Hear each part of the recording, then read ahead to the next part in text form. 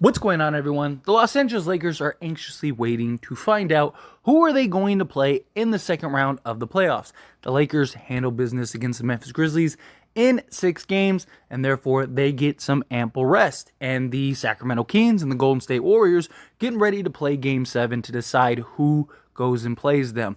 This is great for the Lakers because obviously they get 4 days rest, where the winner of these two will end up only getting about a day and a half technically, because they have a early afternoon game. Game starts at 12:30. I did do a breakdown of the Sacramento Kings and the Lakers potential matchup. And so this video, I want to check and dive into the Golden State Warriors and the matchup and how the Lakers would fare against them in a potential 7-game series. If you haven't seen the Sacramento Kings one, go check that out after this video. But diving into these two. Good thing is that luckily the Lakers will get and be well rested, while these two, the Kings and the Warriors, they're going to be fighting to the death, right, in this upcoming final game and decider. But when it comes to the Warriors, right, that's the marquee matchup, right? Like that's the one that like the NBA would dream of, and like, you know, all of the networks would be rooting for. LeBron versus Steph in a 7-game series. Who's gonna take the crown, right? Like you can already envision the headlines. But on a serious note, I mean, when you're talking the Golden State Warriors, they are, I mean, they're a championship dynasty, literally. They're a team that you just can't count out. This season has been very rough for them. They have not been a very good team for the most part, at least to a Warriors standard, right? And they've been terrible on the road.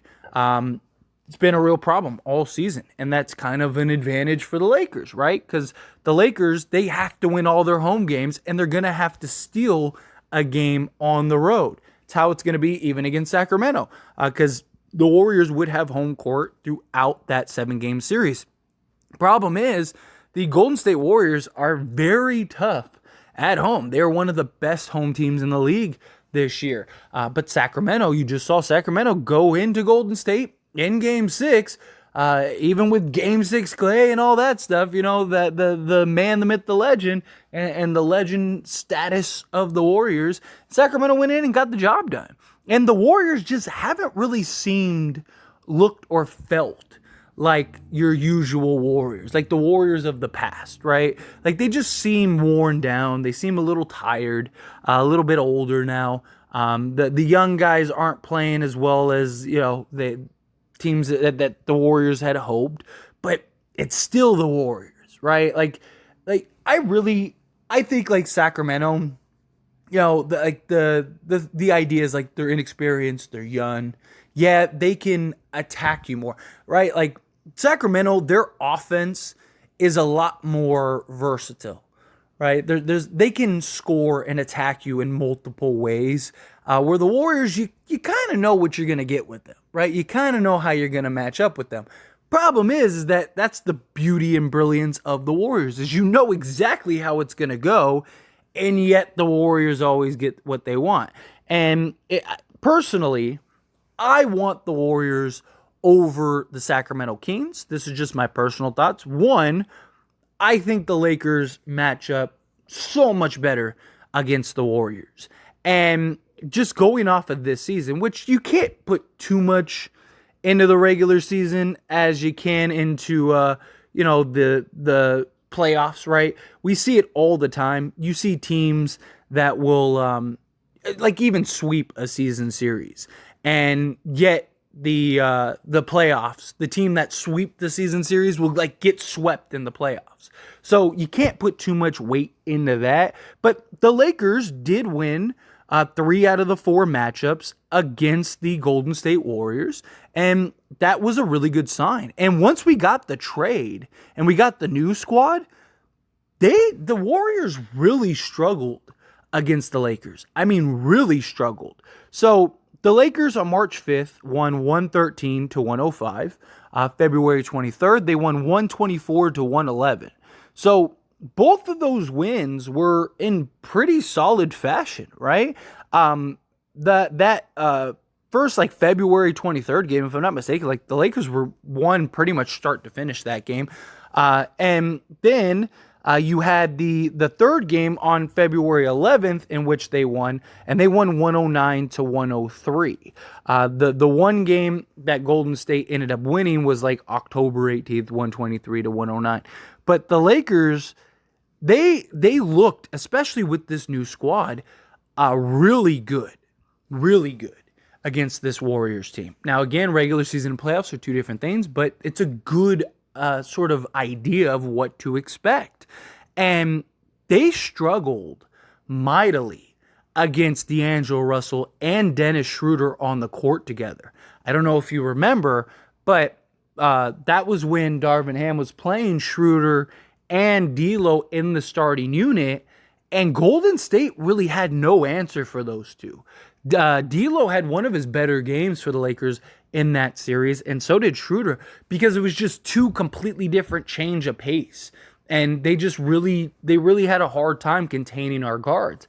I don't see that changing.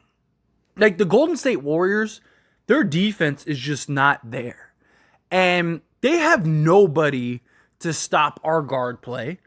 Austin Reeves is probably going to get whatever he wants. D'Lo is probably going to get whatever he wants. Not just that, but D'Lo, I mean, he's familiar with these guys, right? He was on the Warriors. He was part of the Kevin Durant trade, so he's familiar, and he's played good against the Warriors.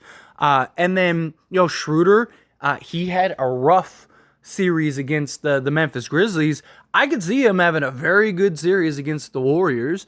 And you just look across the board and you're like, man, Schroeder should have a good series. D'Lo, Reeves. I mean, you could look at it and go, man, Rui, who are they going to have to guard Rui? Like, are they really going to put Draymond on Rui? If so, I still think Rui can get his, but that would be an interesting matchup, because Draymond, you got to give him credit, his defense. I just look at this Lakers team front to back, and it's just like, I see mismatches everywhere for the Lakers, and the Warriors are going to have their hands full dealing with a lot. And obviously, you need Anthony Davis. This would be a series Anthony Davis should dominate. They don't have anyone to stop Anthony Davis, let alone slow him down. I've seen a lot of people mention Draymond Green guards Anthony Davis really well. I mean, he guards him so well that Anthony Davis averages 25, 12, and 3 against the Golden State Warriors in 28 games for his career.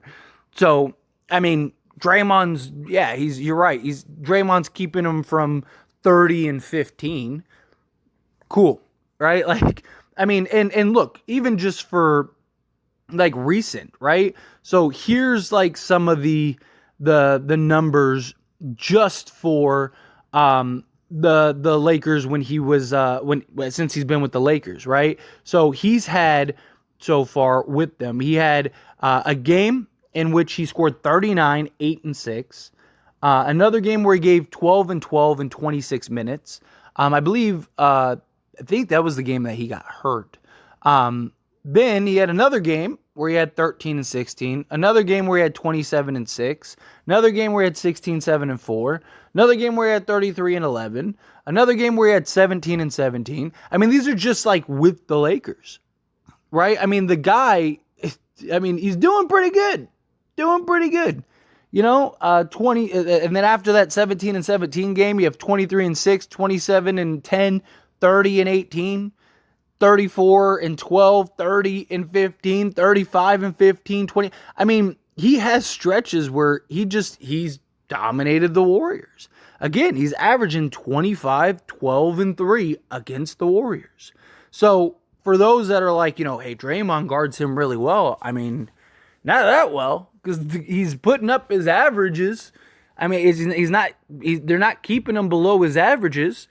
And so, I mean, the defensive display that we saw in that Memphis series, I don't know how the Warriors score in the paint, right? I mean, look, the Warriors, they like to shoot threes. Klay Thompson, Jordan Poole, Steph Curry.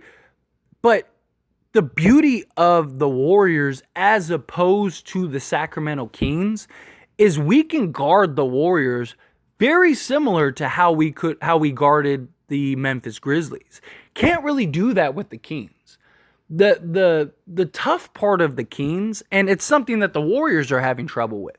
Again, they have so many ways to score and beat you, and all five of their guys are offensive threats. Like Keegan Murray, you have Harrison Barnes, Sabonis, you have Herder, De'Aaron Fox, Malik Monk comes in. All six of those guys can give you buckets, right? They can all shoot the three ball. Even Sabonis shot 37% this year. You don't have to worry about that with the Warriors. Because it's like, you look at the Warriors and it's like, Kevon Looney, you don't have to worry about. He's not an offensive threat, at least from an outside perspective. Draymond Green, if he hits 8 threes, you live with that. He's not really a great offensive threat. Andrew Wiggins, he can get hot. He can get his points. Jordan Poole, Klay Thompson, Steph Curry, guys like that. But like Gary Payton, you don't really have to worry about that. Like you look at this roster for the Warriors and it's like they don't have as many offensive threats that you have to worry about. I mean, they're a really good offense, don't get me wrong. Don't get me wrong. Steph Curry is Steph Curry, right? I mean, Klay is still Klay. But Steph has been heroic. Klay has had his rough patches. Wiggins, he has moments at times, but how consistent and reliable can he be? The Warriors are absolutely a threat. And I'm not saying like we should just sleep on them and expect the Lakers to just blow them out. But I really think the Lakers beat the Warriors in 5. And that's crazy. That might sound crazy. I said that I think that the Lakers can beat the Kings in like 5 or 6, just because of the lack of defense. But I think the Kings, they just have more ways to give the Lakers trouble than the Warriors, right? Like if you can slow down and contain Steph, you're never going to stop Steph. But if you can slow down and contain him, how else are the Warriors going to beat you? And Jared Vanderbilt has done a really good job on pretty much everybody. So you put Jared Vanderbilt, you double team Steph, get the ball out of his hands, you make Jordan Poole, Klay, and guys, and Klay Thompson, Jordan Poole, Wiggins, like those guys can beat you, but can they beat you 4 games? Right? Like I think one, they don't have anybody that's going to be able to stop LeBron. Right? Andrew Wiggins, he can defend, but he's not a LeBron stopper or even going to slow down LeBron. I mean, even if you just look at his career stats, like LeBron just torches him. So they don't have anybody that could stop LeBron. They don't have anybody that could stop our guard play. See, the difference between the Warriors and Memphis was able to pack the paint and really kind of try to hold down Anthony Davis with Triple J, who was the Defensive Player of the Year, and Tillman, who's just a big physical guy. But they also had the perimeter defenders. Like Ja is a decent defender. He's not like great or a leader in that, but decent defender, right? Baines, decent defender, solid defender. And then, Dylan Brooks, as much as we like to make fun of him and talk about him, he is a good defender, right? He's one of the better defenders, and he has some very good stats defensively against some of the top guys in the league.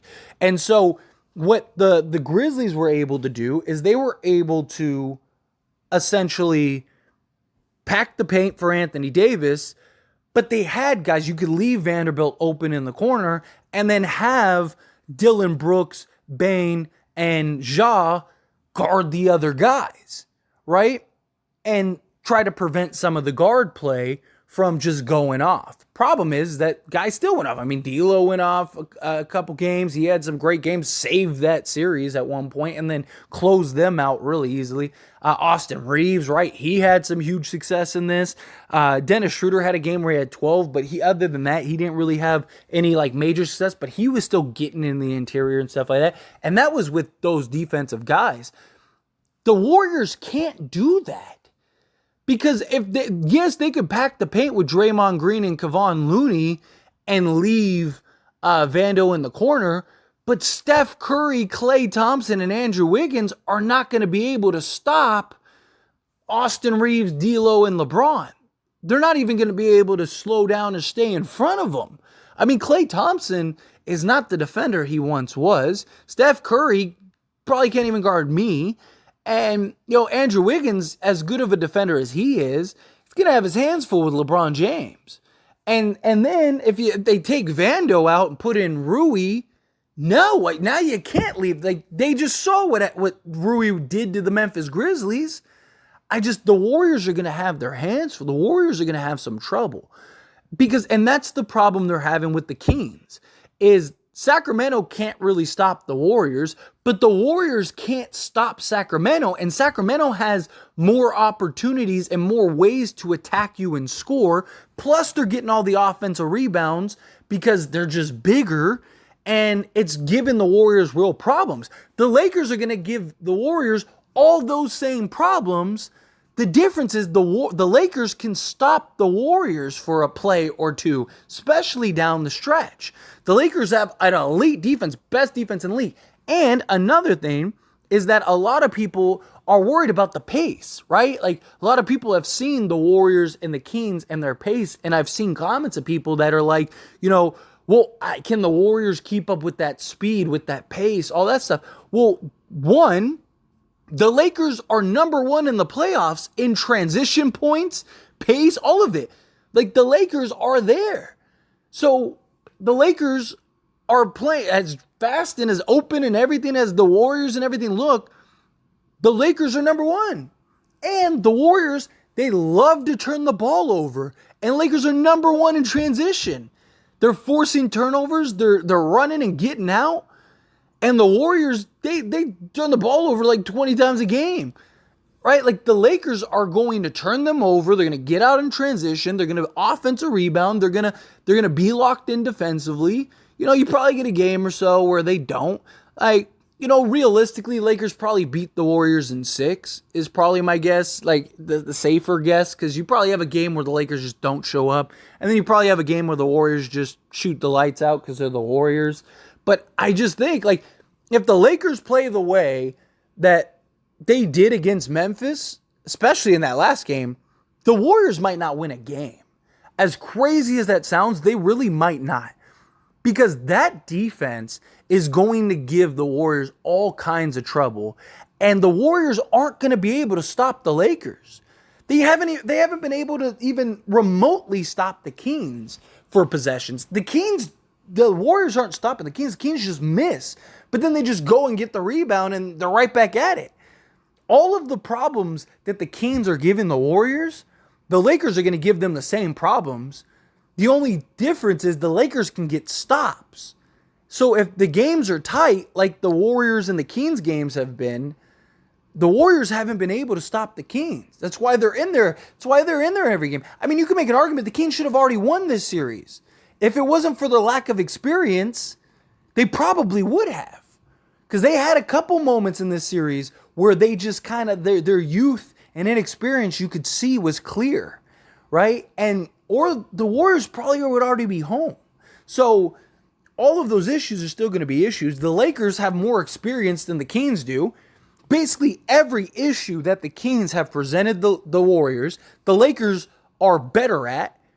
And they can stop the Warriors, but the Warriors can't stop them. Steph Curry isn't stopping Schroeder or D'Lo or Reeves or anybody. Klay Thompson isn't stopping any of those guys either.